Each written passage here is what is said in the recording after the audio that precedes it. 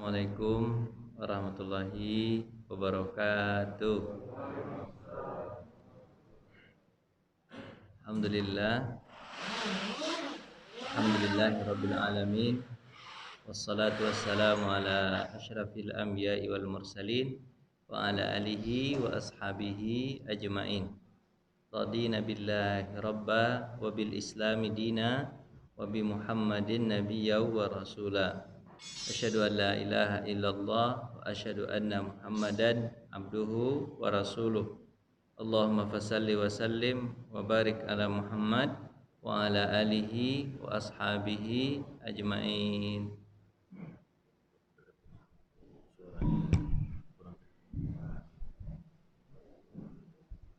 Jemaah yang dirahmati Allah Subhanahu wa taala, di buku Minhajul Qasidin kita sudah masuk pada bagian ketiga, yaitu hal-hal yang merusak atau hal-hal yang membinasakan.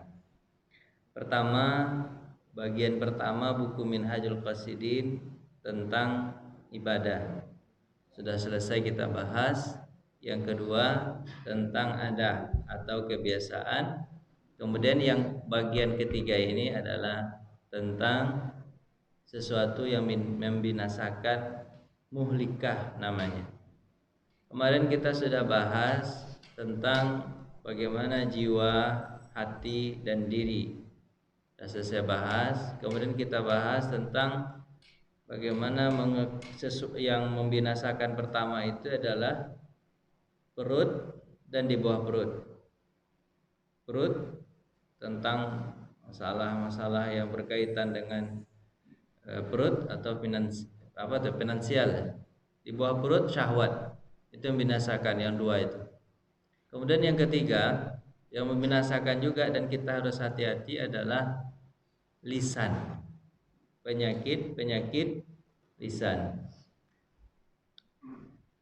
Jadi apa saja penyakit lisan ini? Banyak penyakit lisan. Gara-gara mulut orang berkelahi, gara-gara mulut orang bunuhan. Maka jagalah lisan. Lisan itu Pak tahu ya? Lisan Pak ya?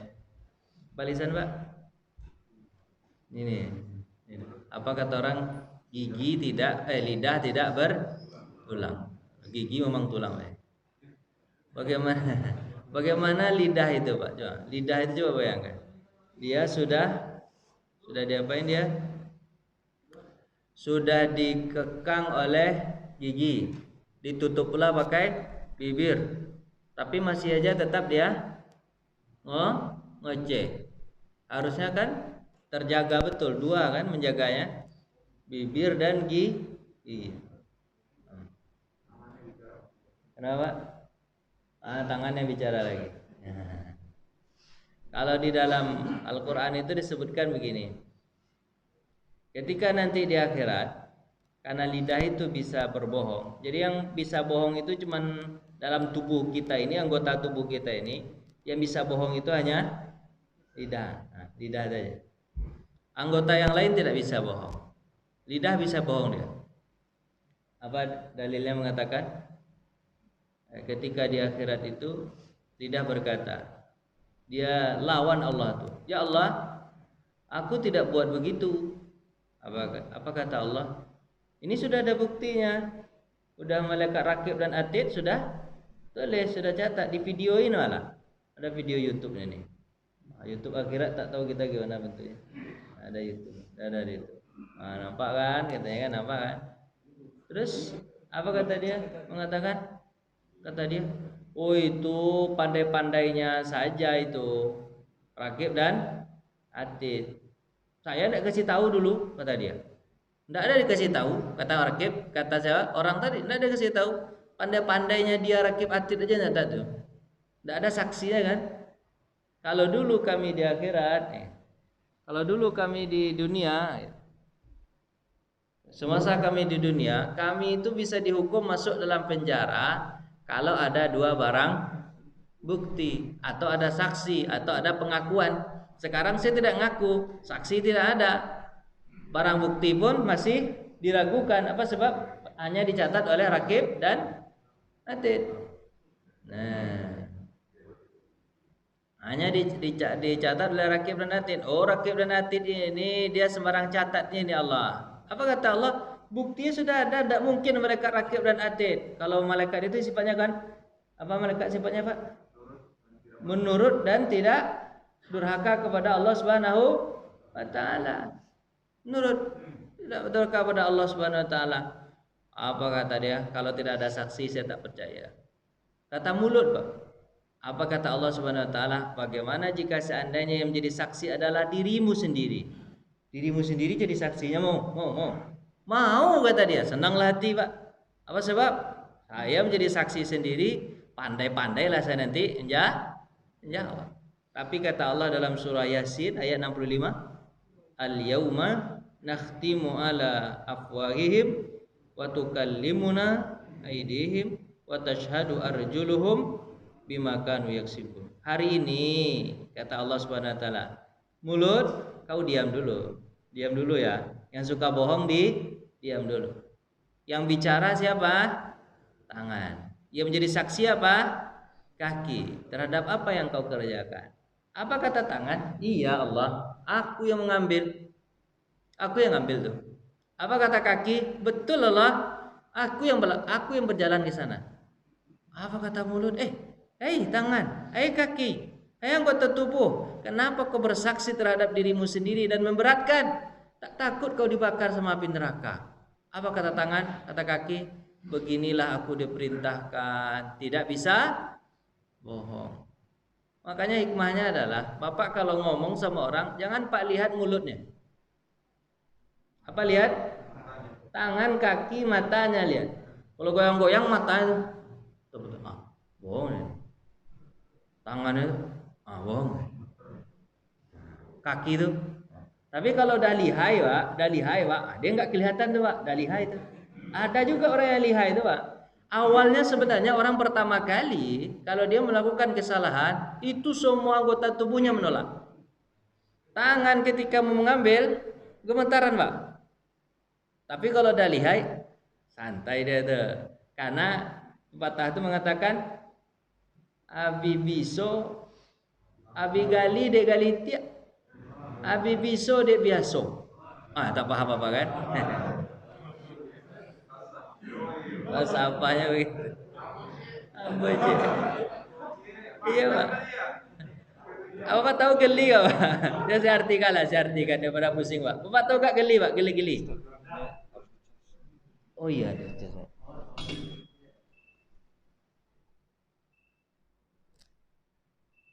geli Pak, tahu nggak geli Pak?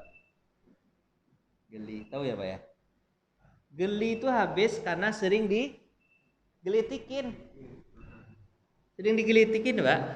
Sering gelitikin habis geli. Makanya abi gali de galitia. Abi raso de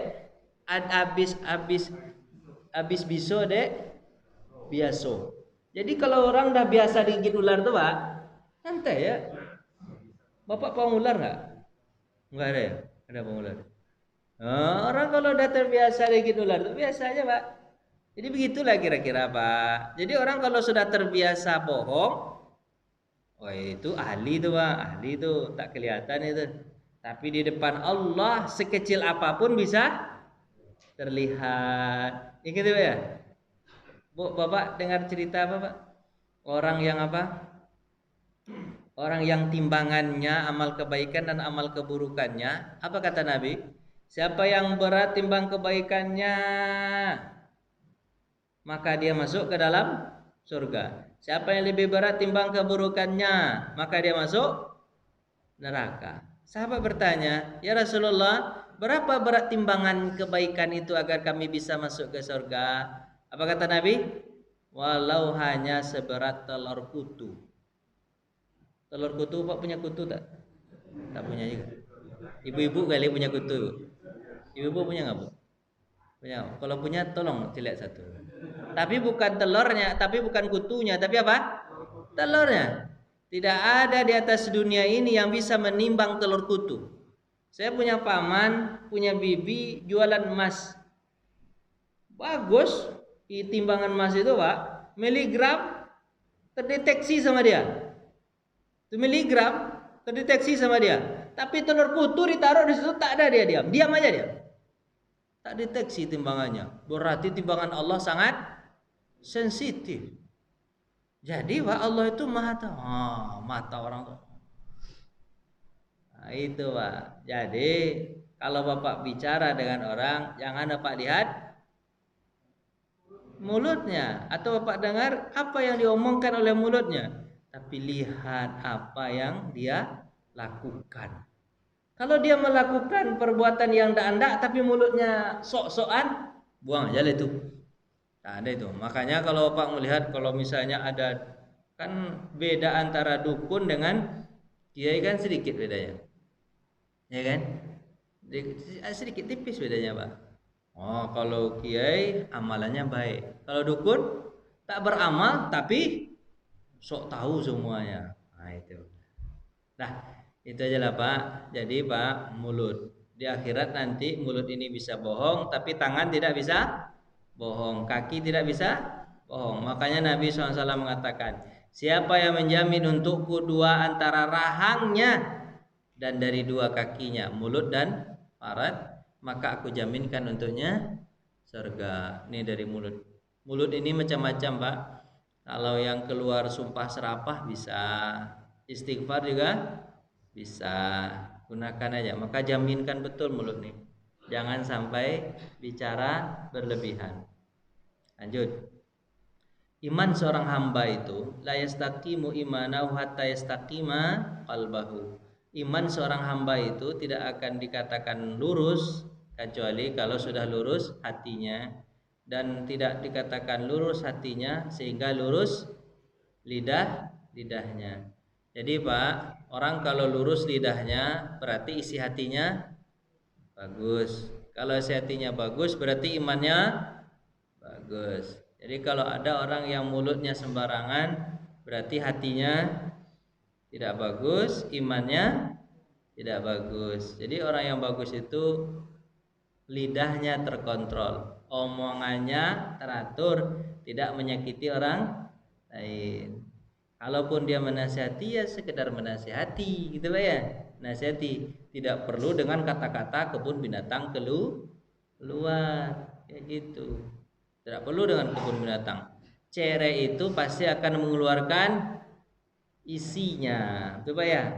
Kalau isinya kotor, pasti yang dikeluarkannya kotor. Tapi kalau isi hatinya baik, yang dikeluarkannya baik. Tak mungkin nih Pak, tak mungkin yang dikeluarkannya kotor, katanya hatinya baik. Ada yang mengatakan, oh hatinya baik tuh, sebenarnya baik betul hatinya itu, cuma omongannya aja kasar. Itu tidak ada tuh Pak. Itu tidak ada tuh. Ada kasar, ada keras. Kalau orang Sumatera Barat itu kan ngomongnya, kalau orang Sumatera Pak ya, orang Medan, keras, tapi nggak kasar Pak. Kasar juga ya? Enggak lah, pokoknya enggak lah Pak. Iya dia belak-belakan begitu. Kalau Pak paham dengan bahasanya, insya Allah tak terasa kasar. Karena orang Sumatera Barat itu kalau ngomong meninggal mati, dah mati dia, itu nggak kasar. Memang begitu adatnya. Kalau Pak paham dengan kosakatanya, insya Allah nggak dibilang kasar. Tapi kalau Pak nggak paham, memang agak sedikit mati dah. Orang kok bilang mati? Yang mati itu biasanya binatang. Tapi kampung saya begitu. Si Anu itu kan nampak-nampak lagi, dah mati dia. Itu biasa bahasa itu tuh Pak. Itu bukan kasar, tapi apa? Penggunaan apa tuh? Kosakatanya aja begitu. Nah, gitulah Pak. Jadi hati-hati dengan lisan. Nah, penyakit pertama dari lisan apa Pak? Penyakit pertama bicara apa yang tidak penting.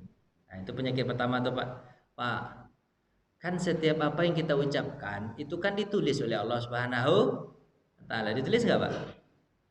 Kalau seandainya kita bicara yang nggak penting, berarti kan buang-buang tenaga, buang-buang energi. Lebih baik zikir, baca Quran. Kan dari lisan juga keluar tuh Pak ya. Zikir, baca Quran, nasihati anak. Kan bagus Pak ya. Orang biasanya kata pepatah itu mengatakan apa Pak? Ini pepatah, bukan pepatah Minang nih, betul-betul pepatah Indonesia ini. Apa Pak? Tong kosong nyaring Bunyinya kalau orang tuh kosong dia ember ya, bread, bread, bread. Tapi kalau dia berisi, Pak, dia tahan. Nanti salah saya ngomong. Nah, itu kan? Itu penyakit pertama. Siapa yang mengetahui betapa berharganya waktu? Ini tentang waktu nih, Pak. Tentang waktu. Bahwa waktu itu adalah modal utama untuk meraih pahala. Niscaya dia tidak akan membuangnya tanpa manfaat. Jadi tak ada gunanya duduk-duduk di mana, Pak? Di kedai kopi dari pagi sampai sore. Bahas tentang Donald Trump sampai ke Donald Bebek. Tak ada gunanya itu, Pak. Yang ngomong itu yang penting-penting aja. Yang penting-penting itu. Ngomong yang penting itu apa? Ngomong yang penting itu adalah ngomong yang membuat orang itu menjadi taat kepada Allah. Wa man ahsanu qaulan mimman da'a ilallah. Apa perkataan yang lebih baik kecuali perkataan yang mengajak orang kepada kebaikan. Nah itu, Pak. Kalau Bapak ngomong diskusi tentang masalah Al-Qur'an, diskusi hadis, bagus. Ngomonglah. Dari pagi sampai petang ngomonglah, itu diskusi. Enggak berasap kepala Bapak tuh. Tapi orang biasanya Pak, pas ngomong Al-Qur'an, Pak, berat itu. Dah berat. Dah berhenti aja. Kita ngomong sekarang masalah kopi aja. Kopi apa yang paling enak sekarang? Itu kembali Al-Qur'an bicarakan, hadis bicarakan. Kan enak tuh. Saya melihat dari hadis Nabi yang nomor sekian di Bukhari itu, ceritanya begini. Tapi ketika saya lihat pula di hadis Muslim, agak ada sedikit perbedaan. Kan enak gitu, dapat ilmu kita. Pak, burung itu biasanya hinggap dengan sesama temannya, ya kan? Orang yang bisa ngomong seperti itu orang yang berisi. Ngomong hadis, ngomong Quran orang yang berisi. Tapi kalau tak ada isi, omongannya kosong. Nah, makanya Pak, kalau ada orang yang kosong omongannya itu, daripada Bapak sibuk dengerin dia, pergi aja baca Quran. Nah, karena waktu masalahnya. Itu penyakit pertama. Termasuk kebaikan seorang muslim, kata Nabi, hadis Tirmizi, bahwa dia meninggalkan apa yang tidak penting. Min husni islami mar'i tarkuhu mala ya'nihi. Nah, jadi Pak, jangan buang-buang bicara lagi. Kalau bisa bicara itu yang penting-penting saja. Penting-penting itu maksudnya adalah bicara tentang agama, bicara tentang ketaatan, bicara tentang ibadah, bicara tentang ketauhidan. Nah, boleh lah bicara begitu. Tapi kalau bicara-bicara dunia itu tidak usah. Oh, bicara-bicara tentang di mana kita harus jalan-jalan sekarang. Boleh juga, Pak. Tidak ada masalah kalau memang itu tadabbur alam. Tapi kata Nabi, pernah orang bertanya kepada Nabi, "Ya Rasulullah, ini saya baru dapat hadis nih. Habis itu saya introspeksi diri, Pak. Apa hadisnya ini? Ya Rasulullah, izini ila siyahah. Izinkan aku untuk traveling. Traveling, Pak, jalan-jalan, Pak. Apa kata Nabi? Siyahahnya orang beriman itu jihad, kata Nabi. Jadi siyahahnya itu, Pak, apa tuh? Jalan-jalannya itu, Pak, jihad. Ternyata, Pak, tidak diizinkan sama Nabi kita jalan-jalan kemana-mana tuh, Pak. Pergi kemana ngabisin duit itu. Tidak diizinkan sama Nabi, Pak. Nabi itu maunya kita kalau jalan-jalan itu kemana, Pak? Jihad. Itu jalan-jalan yang berharga. Setiap dari langkahnya pahala, setiap dari omongannya pahala. Sahabat bertanya, "Ya Rasulullah, amalan apa yang kira-kira yang bisa menyamakan, jihad? Kami tidak berjihad, tapi amalannya yang bisa menyamakan dengan itu, yang sama dengan itu." Apa kata Nabi? "Kau tidak akan sanggup." Sampaikan saja Nabi, mudah-mudahan kami sanggup. Apa kata Nabi SAW? Ketika orang berangkat jihad, engkau sudah mulai sholat. Siangnya kau puasa, malamnya kau qiyam. Tak berhenti-berhenti, tak dalam keadaan lemah atau dalam keadaan malas. Semangat dari awal sampai akhir, sampai orang itu balik lagi. Itu yang pahala yang menyamakan pahala jihad. Sanggup enggak, Pak tuh? Orang pergi sebulan Bapak sholat. Semangat, ada enggak? Pasti tak sanggup. Padahal orang jihad tadi gimana, Pak? Dia ada istirahatnya, ada makannya, ada minumnya. Ya kan? Kan enggak tiap hari perang tuh. Tapi pahalanya sangat luar biasa. Apa kata Nabi Muhammad SAW? Tidak ada amalan di atas dunia ini. Ketika orang sudah masuk ke dalam surga, dia kepengen balik keluar lagi dari surga. Pak mau nggak Pak? Udah masuk keluar lagi. Mau nggak Pak? Pasti Bapak nggak mau kan? Bapak kok agak berat jawab. Surga entah ada atau enggak, itu kan? Jadi agak ragu ya Pak. Ada amalan Pak, belum pernah lagi ada masalah, belum pernah. Tapi Nabi mengatakan orang kalau udah masuk surga dia nggak mau balik lagi keluar Pak. Tapi ada orang yang mau balik lagi keluar.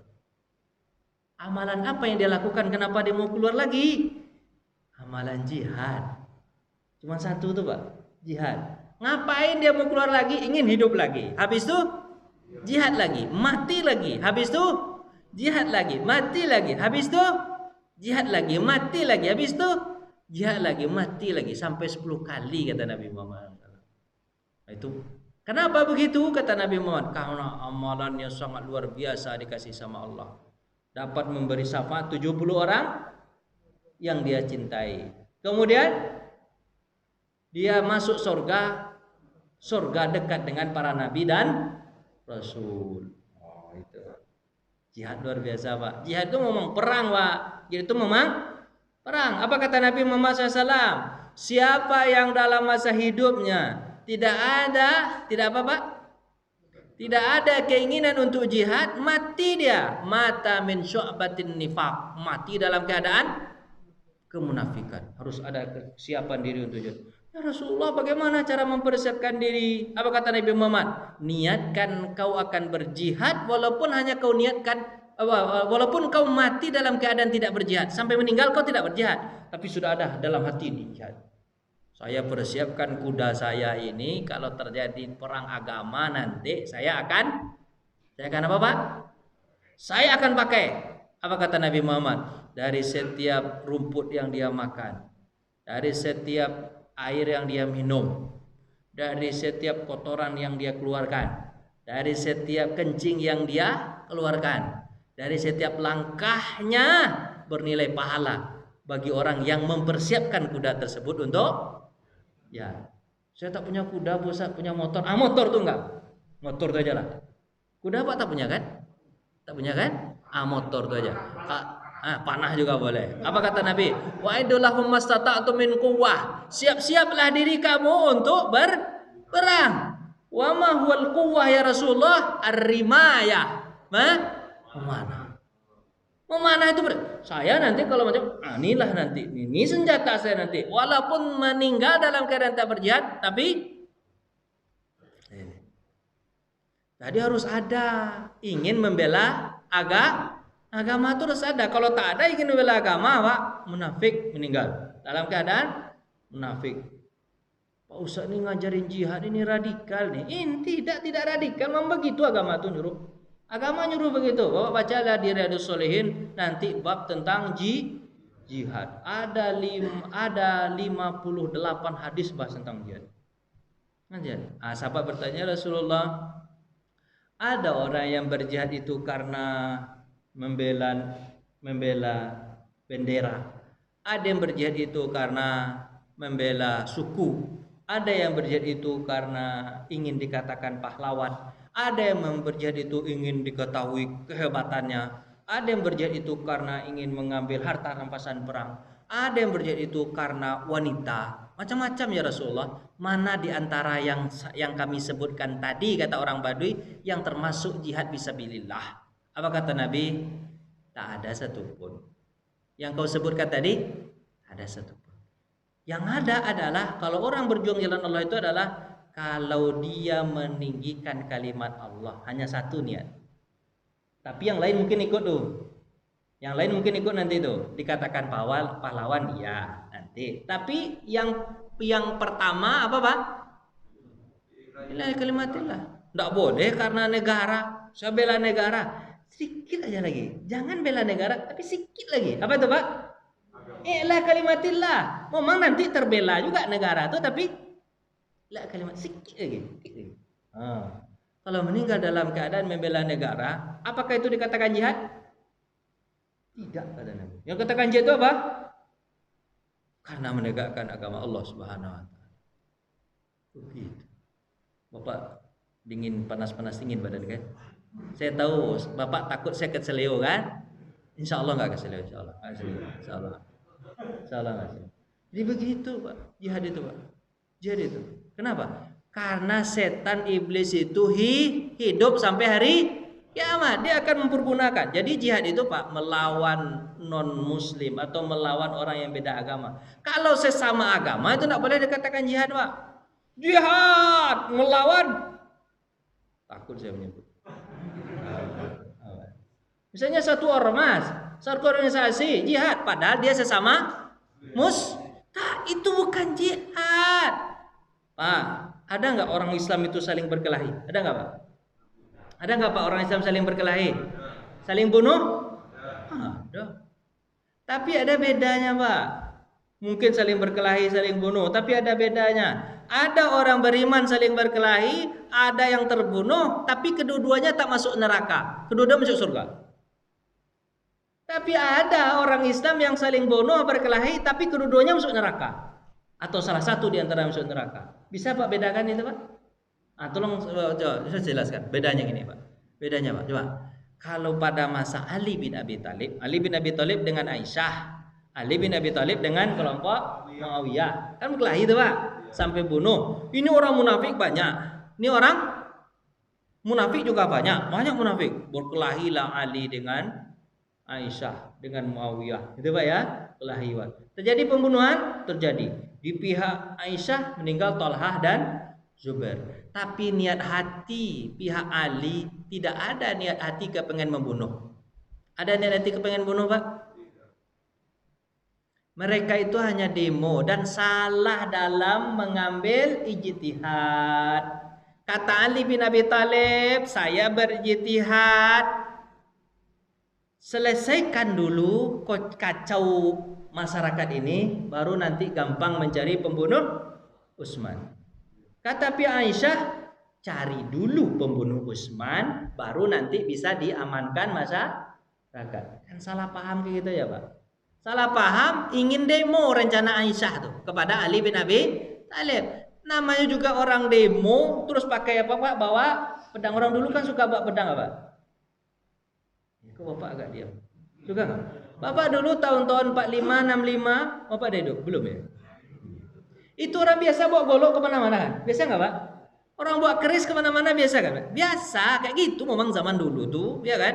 Habis itu kalau udah panas tengah cabut aja lagi. Tapi niat awal tidak ingin membunuh, meninggal. Apa kata Nabi SAW? Kalau dia benar dengan ijtihadnya dapat pahala 2. Kalau dia salah dengan ijtihadnya dapat pahala 1. Kedua-duanya masuk surga.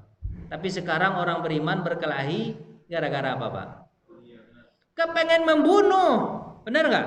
Gara-gara dunia, gara-gara kepengen harta, gara-gara kepengen jabatan, gara-gara kepengen tahta, gara-gara berebut kekuasaan, dibunuhnya. Kedua-duanya masuk neraka kalau kedua-duanya berniat ingin membunuh. Al-qatil wa maqtulu finnar. Pembunuh dan yang dibunuh kedua-duanya masuk neraka. Sahabat bertanya, kok yang dibunuh masuk neraka juga ya Rasulullah? Apa jawaban Nabi? Dia kepengen membunuh tapi mati duluan.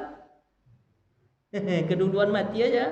Tapi niatnya kepengen membunuh. Tapi kalau satu tidak niat kepengen membunuh, yang satu hanya dibunuh, berarti yang satunya zalim. Yang satunya zalim kekal dalam api neraka selama-lamanya kalau dia bunuh. Man qatala mu'minan muta'ammidan fajaza'uhu jahannam khalidan fiha. Siapa yang membunuh orang beriman sengaja kekal dalam api neraka selama-lamanya. Begitulah. Makanya Pak, kalau berkelahi sesama beriman itu jangan niat membunuh, ingin mendamaikan. Berkelahi A, berkelahi dengan B, kelahi dia berdua. Datang saya sebagai pengen mendamaikan. Saya tanya, kenapa berkelahi? Disebutkan alasannya. Saya harus adil. Kenapa berkelahi? Sebutkan alasannya. Menurut saya kalian salah. Kau pulang. Kau saya hukum karena kau salah. Tidak mau dihukum, saya perangi, saya bunuh dia. Tidak ada masalah. Saya bunuh karena saya kepengen menegakkan keadilan supaya tidak kacau. Niat kepengen meluruskan orang ini. Boleh begitu Pak? Boleh. Tapi kalau saya sebagai seolah-olah saya dihakim, habis itu saya bela ini, sampai saya adili, saya bela ini, saya ikut perang aja sama dia, semerangin orang itu, terbunuh orang itu, saya termasuk orang yang zalim. Pandai Bapak bedakan tuh Pak. Itu orang beriman tuh Pak. Orang beriman itu begitu. Kalau terjadi permasalahan sesama mereka, mereka tidak saling membunuh. Kalau salah temannya tak boleh digunjingin. Banyak apa? Banyak Pak. Orang salah temannya digunjingin ya. Digunjingin Pak ya. Kalau orang beriman tuh salah orang non muslim itu, salah orang Islam itu digunjingin nggak Pak? Enggak Pak. Jangan digunjingin Pak. Serius, jangan digunjingin. Jangan digunjingin. Saya yakin Bapak ini berhentilah Pak Ustaz. Kami udah takut Pak Ustaz. Berhentilah Pak Ustaz. Yang ini aja lagi Pak Ustaz. Ini aja lagi ya. Jadi kan masalah lisan tadi Pak ya, merempet ke sini ya. Karena gara-gara lisan tuh pun orang kadang-kadang berperang. Hati-hatilah sesama orang beriman. Jangan terlalu ember mulut ini kepada orang beriman hingga terjadi perang. Itu yang penyakit pertama. Penyakit kedua, masalah lisan. Apa ini Pak? Penyakit kedua adalah bicara dalam kebatilan. Nah, itu penyakit kedua tuh Pak. Tahu Pak bicara dalam kebatilan?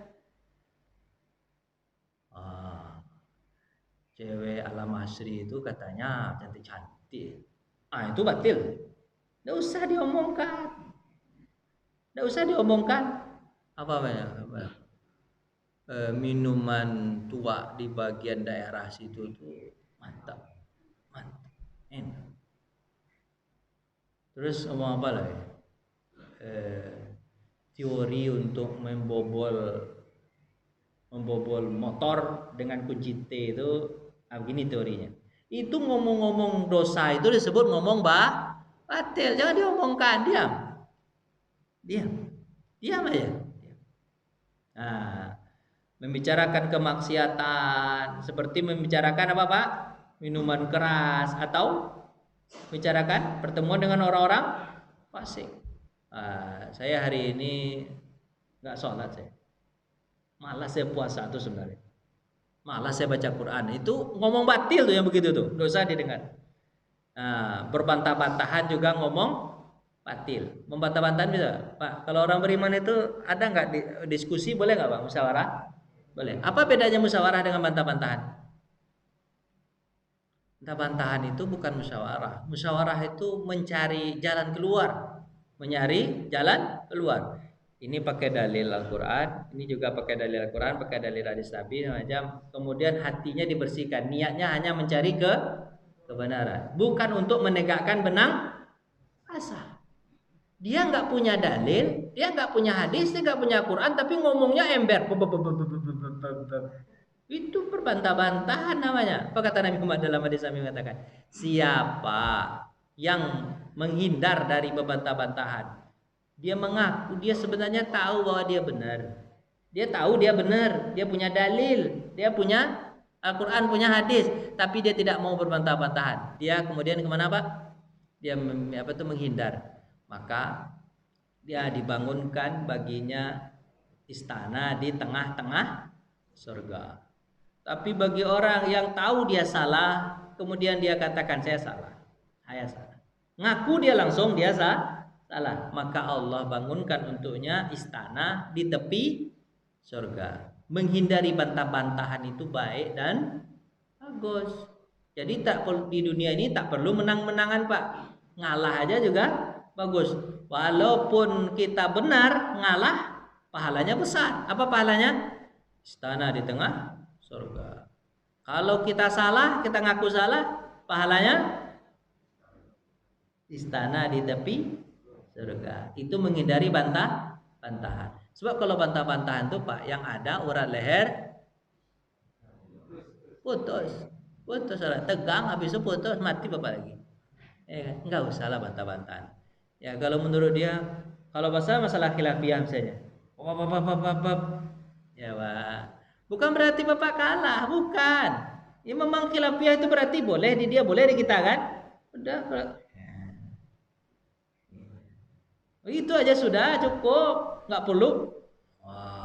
Kalau bisa tegang Pak, masalah furu'iyah kalau disatukan makin menganga, Masalah pecabang Pak, makin disatukan makin menganga dia Pak.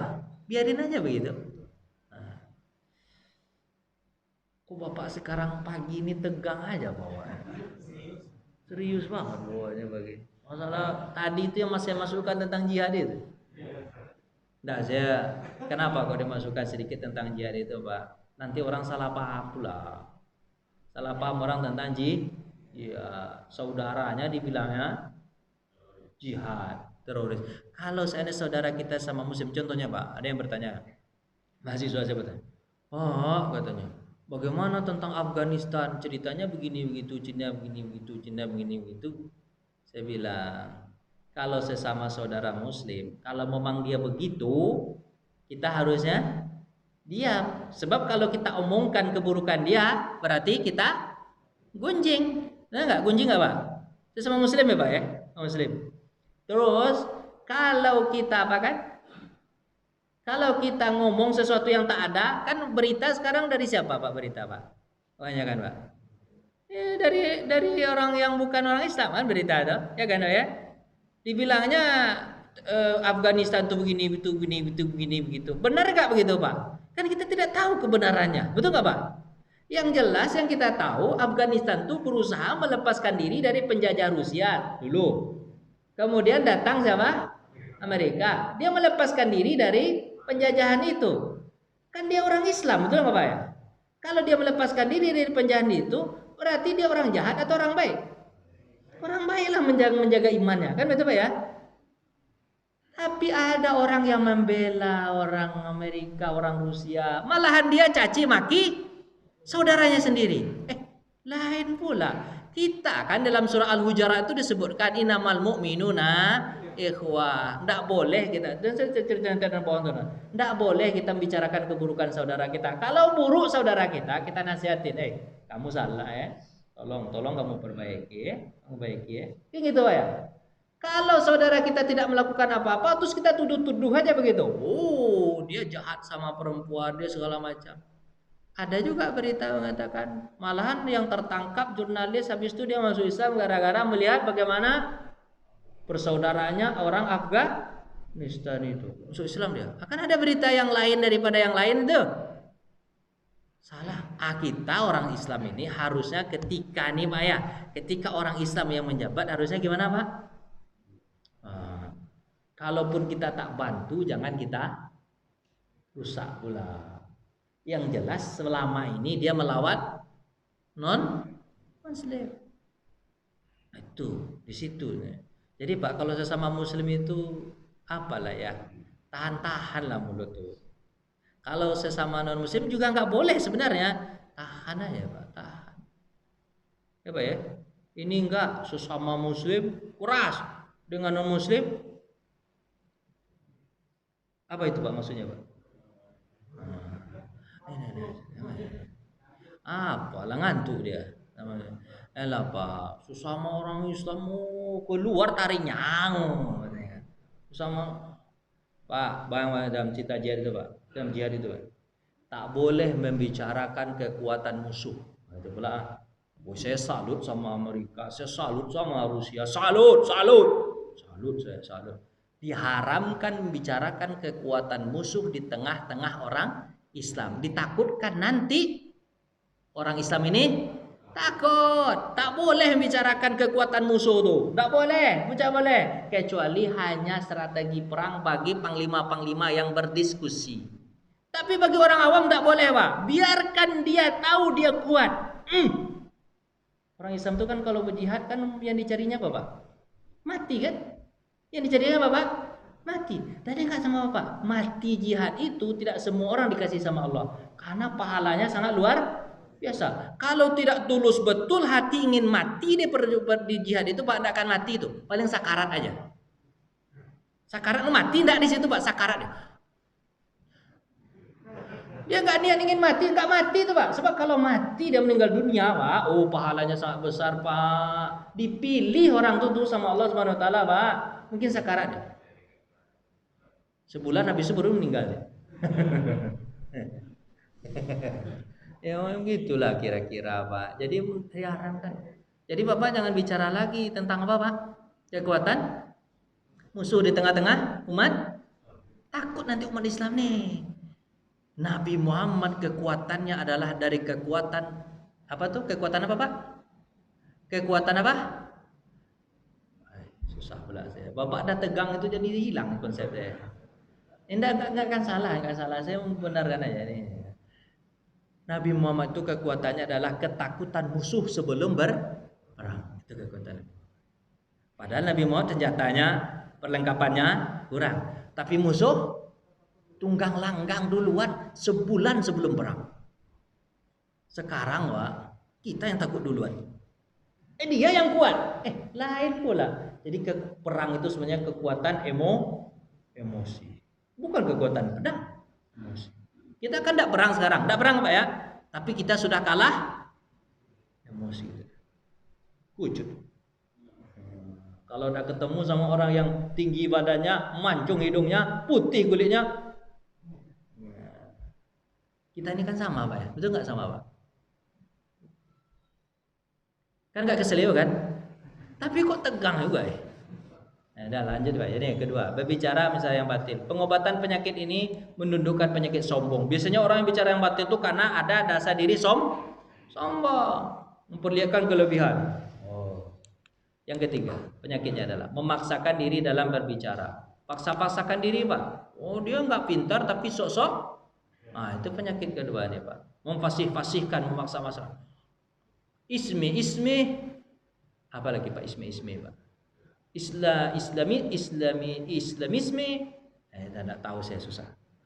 Itulah pokoknya. Makin profesor, makin tidak paham orang dengan omongannya. Katanya profesor itu, yang dikatakan profesor definisinya adalah makin tak paham orang, makin tinggi ilmunya. Padahal sebenarnya kan makin paham orang makin bagus. Nabi Muhammad itu kalau bicara Pak, orang semuanya paham. Baik orang bawah maupun orang yang tinggi akalnya. Paham semuanya. Khatibun nas biqadri ukuli. Rasulullah bersabda, apa kata Nabi? Orang yang paling aku benci dan paling jauh dariku nanti di hari kiamat adalah orang yang buruk akhlaknya. Jadi paling buruk akhlaknya jauh dia dariku. Dekat dulu. Orang yang banyak bicara dan yang bicara kasar dengan membuka mulut lebar-lebar dan orang yang mengejek orang lain. Nah, ini yang kedua, yang jauh dari Nabi. Bicara kasar, suka ngejek orang lain, gitu kan? Gitulah kira-kira. Jadi bicara memaksakan diri, kecuali kalau dia di bawah ini disebutkan oleh Imam Ghazali, kecuali kalau dia seorang khatib. Khatib itu apa? Khatib penceramah. Penceramah itu kan punya quote-quote itu Pak ya, biar orang paham cepat tuh apa nih Pak? Quote itu ya, quote. Dunia bukan tempat tinggal, dunia adalah tempat meninggal. Begitu kan enak. Bagus gak Pak? Itu bukan dari saya, dari Sulaiman. Ini kan itu kan bagus ya. Kalau khatib boleh Pak untuk memahamkan orang. Dan Nabi Muhammad itu memang bagus kalau dia ngomong itu Pak. Sedikit tapi orang paham, mendalam pahamnya. La darara wala dirara kata Nabi. Tidak boleh merusak diri dan tidak boleh merusak orang lain. Sedikit aja tapi menjadi kaidah usul fikih. Qawaid fikih. Ya, jadi kaidah ada. Al-masyaqqah tajlibu taisir. Khatib boleh begitu. Tapi kalau orang ngomong sama orang itu biasa-biasa aja, ya kan? Kalau dia memang paham bahasa Inggris tidak apa-apa ditambah bahasa Inggris sedikit. Tapi kalau dia paham bahasa Arab nggak apa-apa untuk mengakrabkan diri pakai bahasa Arab. Ini orang kampung tapi Bapak bicara bahasa Inggris, tambah pula pakai bahasa Arab. Ana ini Allah mentang-mentang belajar baru alibata ana dah langsung. Biasa aja lah ambo. Kan dah lama. Biasa aja. Pakai ana segala lah. Biasa aja. Itu namanya biasa. Banyak Pak penyakit ini Pak. Bapak jagalah tuh. Suka-suka kata keji dan kata jorok. Kata jorok Pak. Kebun binatang tuh kata jorok. Segala macam itu ya.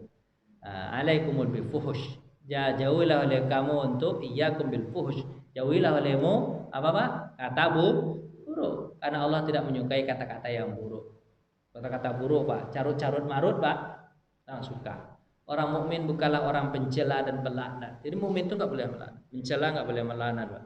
Sesama mukmin tidak boleh laknat dan bukan keji dan berkata orang mukmin itu tidak begitu. Dia omongannya itu kalau orang salah dibilangin aja baik-baik, tidak perlu dengan sebut nama binatang karena dia bukan binatang. Karena saking marahnya sebut nama binatang.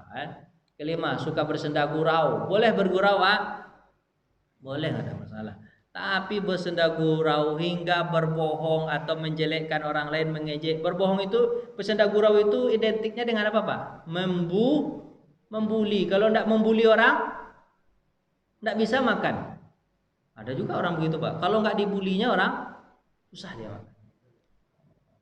Nabi Muhammad kadang juga bergurau nggak Nabi Muhammad. Tapi gurauan Nabi Muhammad dalam keadaan kebenaran. Gurau Nabi Muhammad itu lemah lembut dan memerlukan pendidikan. Lemah lembut ya gurauan Nabi Muhammad itu. Misalnya gini, ya Umair, ma fa'alan Nugair. Ketika Umar itu meninggal burung pipitnya, dia senang sama burung pipitnya dari bayi dia asuh, ya meninggal burungnya. Terus Nabi candain, ya Umar, ma fa'alan Nugair. Sedang ngapain Nugair sekarang? Burung pipit itu Nugair. Sedang ngapain Nugair? Itu bercanda atau bercanda kepada ibu-ibu. Ibu-ibu bertanya, ya Rasulullah, nenek-nenek, saya nanti masuk surga enggak? Nabi bilang apa? Mana ada nenek-nenek masuk surga? Kata Nabi. Menangis nenek. Gugu nenek. Nangis ya, dipanggil lagi sama Nabi. Begitu gak dibiarin nangis, habis itu kiki-kiki Nabi. Enggak begitu, kan bapak karena begitu bercanda, habis itu kiki-kiki. Enggak, dipanggil ya nenek nanti masuk surga, tapi nenek jadi muda. Wah, kan enak begitu. Canda Nabi Muhammad. Terus orang bertanya kepada Nabi, ya Rasulullah, kamu datang naik pakai apa ke sini? Naik apa? Apa kata Nabi? Naik anak onta. Kata.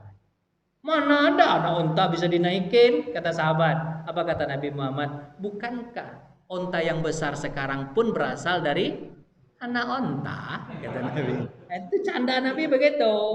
Bapak paham tuh canda Nabi itu? Nah, begitu canda anak bapak untuk mengakrabkan diri, Pak. Kan habis itu akrab, betul nggak Pak ya? Kan nenek-nenek tapi itu nggak akrab, Pak? Akrab. Apa ya? Bapak bercanda. Misalnya ada dulu kan ada cerita Bapak. Seorang guru dengan murid. Apa kata muridnya? Tuh ada orang mau sholat duha tuh, di masjid, di musola tuh. Saya akan sembunyikan sandalnya. Nanti setelah itu kita akan lihat guru apa yang dia lakukan. Pasti kita akan senang dan ketawa. Pasti dia akan sibuk mencari. Apa kata gurunya? Kalau kau balik candamu gimana? Apa maksud guru? Kamu punya duit? Punya. Ambil duit kamu tuh masukkan ke sepatunya atau sandalnya. Masukkan ke sepatunya. Apa yang dilakukannya nanti setelah dia menemukan duit di dalam itu? Coba kau lihat. Habis itu betul Pak, dia melakukan apa yang dilakukan gurunya, nggak jadi dia sembunyikan, dia masukkan apa Pak? Apa yang masukkan? Duit. Habis itu orang selesai sholat duha, dimasukkannya kakinya, terasa sama dia ada sesuatu di dalam, dikeluarkannya duit. Langsung dia sujud di tempat dia sekali, menangis kepada Allah. Ya Allah, kau tahu apa yang aku butuhkan. Aku butuh duit, anak dan istriku butuh, dia sedang sakit. Kau datangkan orang ya Allah. Terima kasih ya Allah. Meleleh air mata guru dan murid tapi air mata gembira. Begitu Bapak bercanda bisa nggak Pak? Begitu bercandanya. Jangan Bapak bercanda, Pak ambil duitnya tuh Pak lari. Nggak begitu. Bapak ambil duit Bapak masukkan ke kantong dia tuh lari Bapak lagi. Nggak apa-apa tuh. Ambil duit di kantong Bapak tuh, habis itu masukkan ke kantong orang tuh, lari Bapak, tidak ada masalah. Jadi pada duit orang Pak ambil tuh Pak lari, sakit hati dia. Coba bercandanya begitu, bisa nggak Pak ya? Dirubah cara bercandanya. Senang orang, senangnya kita. Jangan orang menderita kita senang. Itu namanya SMS. Senang melihat orang susah. Kita tuh SMS juga, senang melihat orang senang, begitu harusnya. Iyalah Bapak. Mana ini? Pelajaran ini banyak. Ini gara-gara jihad tadi tidak selesai. Ada Bapak-bapak mau nanya tuh gimana Pak? Tanyalah, capek pula Bapak nanti dengar saya. Tanyalah Pak. Ya kan? Salam.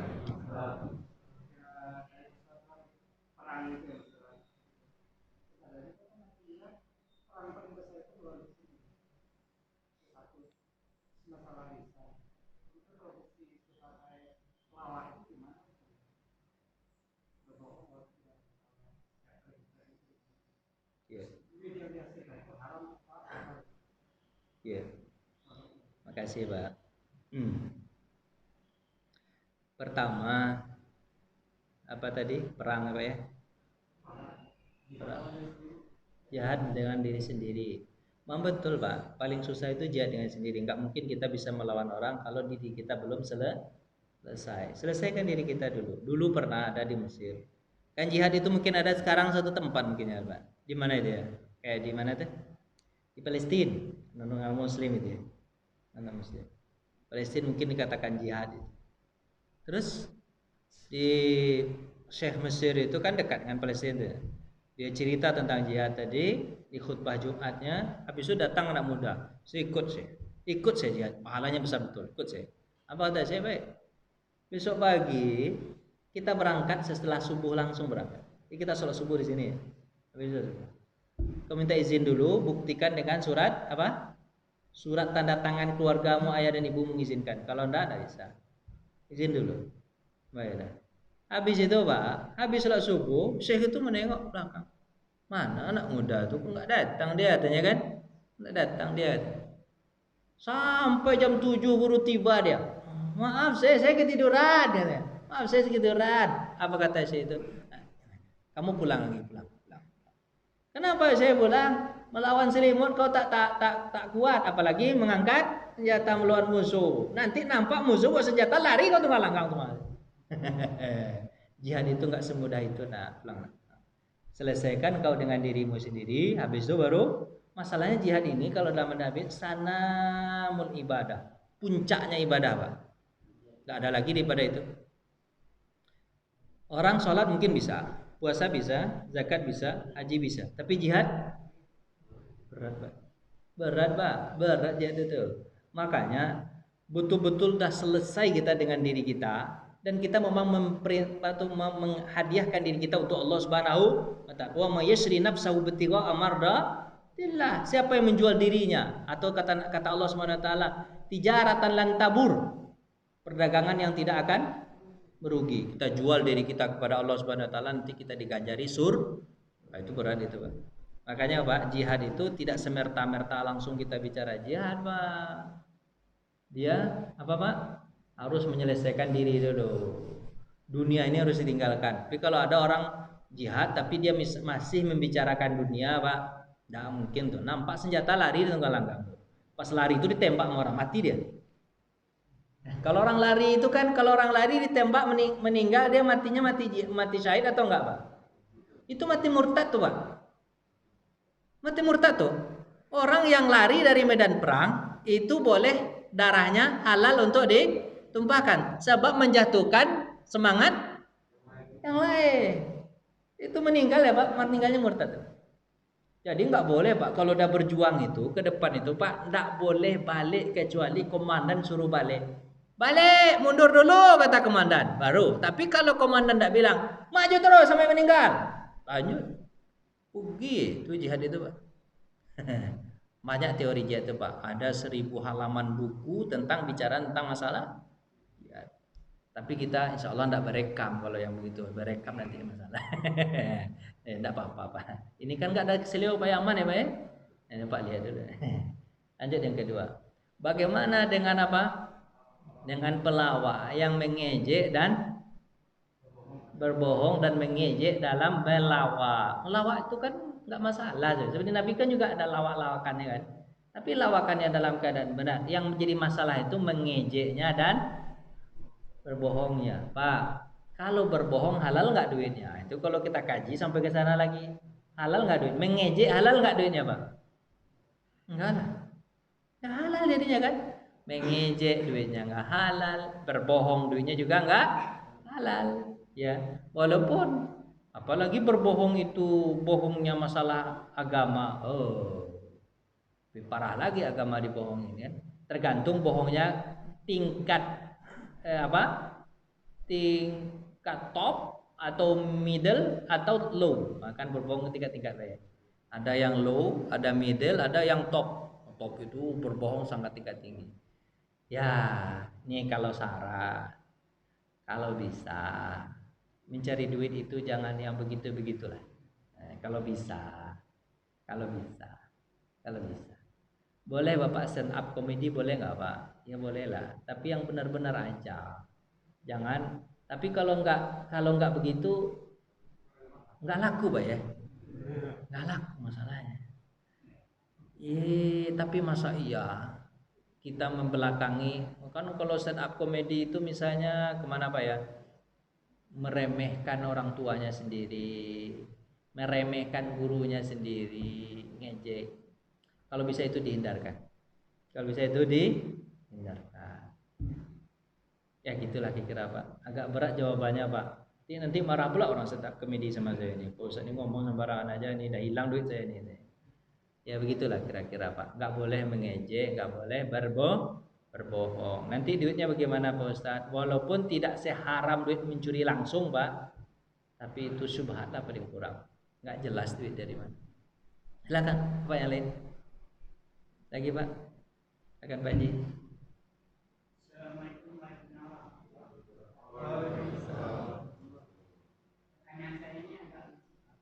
Lucu.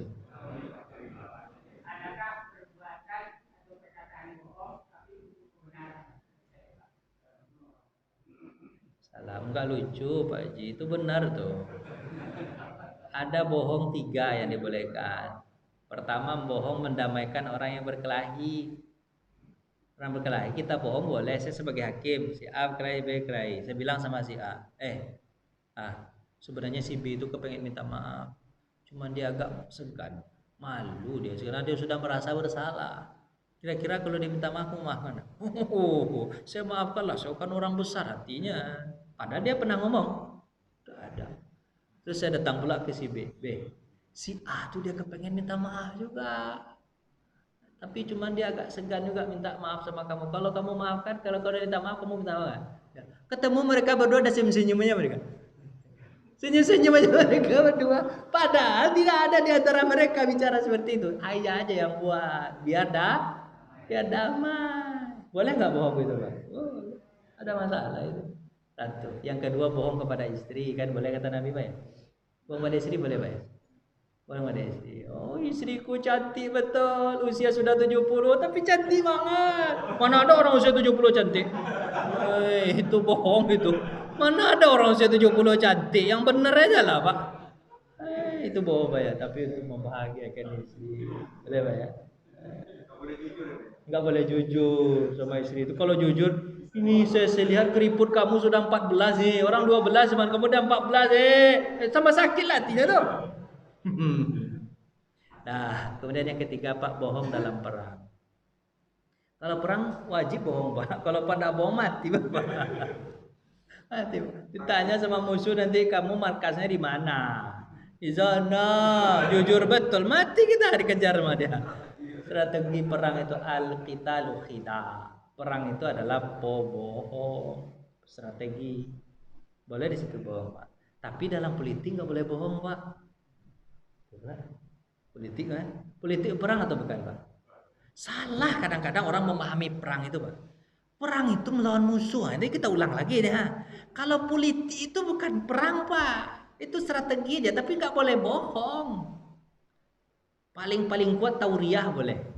Tauriah itu nggak bohong Pak, tapi misalnya orang bertanya, Bapak sudah makan? Sudah. Tapi kemarin dalam hati menyembunyikan sesuatu yang tidak diungkapkan, ya kan? Sampai di situ boleh, Pak. Tapi kalau bohong, Pak, atau sudah ketahuan bohong diangkat aja untuk suatu kebenaran, itu tidak boleh, Pak, dalam politik. Makanya kalau ingin masuk politik belajar dulu. Kalau tidak belajar banyak salahnya nanti. Banyak bohongnya. Nah, nanti Pak tanya lagi, kalau bohong dalam politik duitnya boleh nggak Pak Ustaz? Nah, sama lagi pertanyaannya ke situ nih. Itu Pak, jangan politik itu anggap apa ya, perang itu bukan perang Pak. Perang itu ya musuh non muslim itu perang. Ini orang sekarang kadang-kadang salah-salah paham. Perang, kita harus menang, perang, jihad. Yang benar aja lah pakai kata-kata itu. Banyak orang sekarang selalu kepada temannya perang, jihad. Kepada musuh tidur dia. Kayaknya Bapak ada capek. Udah pulang kita lagi, Pak. Pulang kita. Udah siap makanannya, Pak? Udah siap. Pintu udah dibuka. Alhamdulillah. Jadi Bapak tolong jaga lisan baik-baik ya, Pak ya. Jadi jangan banyak bicara, jangan banyak suka kata-kata jahat, mencela, jangan suka banyak gurau. Hati-hati aja, Pak. Simpan aja baik. Tapi kalau tidak ditutup dia susah juga ini, Pak. Harus ditutup dengan ini, Pak. Mana dia?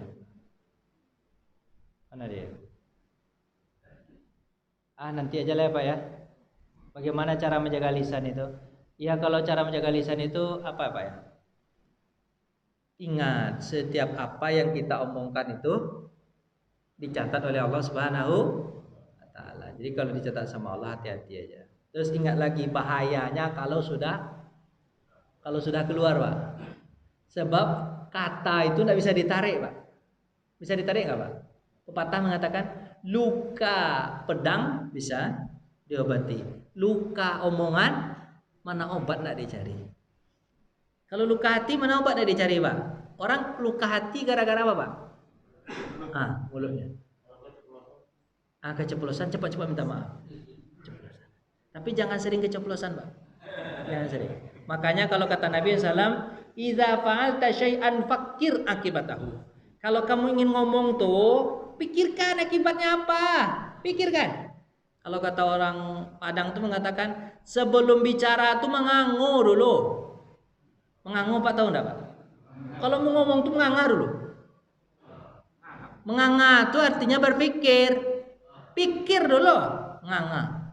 Itu. Orang Padang gitu, Pak. Sebelum mengecek itu mengangu dulu. Kalau enggak pandai mengecek, upahan ke orang. Paham enggak, Pak? Kalau enggak pandai Pak ngomong baik, upahin orang untuk ngomong, dikasih duit. Tolong ngomong. Itu gitu, Pak. Sampai begitu orang Padang tuh Pak. Kalau enggak pandai ngomong, upahin ke orang. Kalau mau ngomong sendiri, sebelum ngomong nganga dulu. Pikir dulu baik-baik. Jangan sampai apa, Pak? Ya hati-hatilah. Sebab kalau dia sudah terlompat, Pak, bisa ditarik, Pak. Bisa. Susah, Pak, narinya, Pak. Susah, Pak. Minta maafnya pun susah tuh, Pak. Tapi ini sudah luka, kata istri. Sudah luka, udah kena. Maafkan. Sudah kena. 30 tahun obatnya nih katanya. 30 tahun mati kita duluan belum berobat. Jadi Pak, hati-hati. Hati-hati Pak ya. Hati-hati. Lidah tidak berulang. Makanya dua itu, Pak. Jika tutup dengan dua itu, Pak. Apa yang pertama, Pak? Yang pertama adalah hati-hati dengan mulut.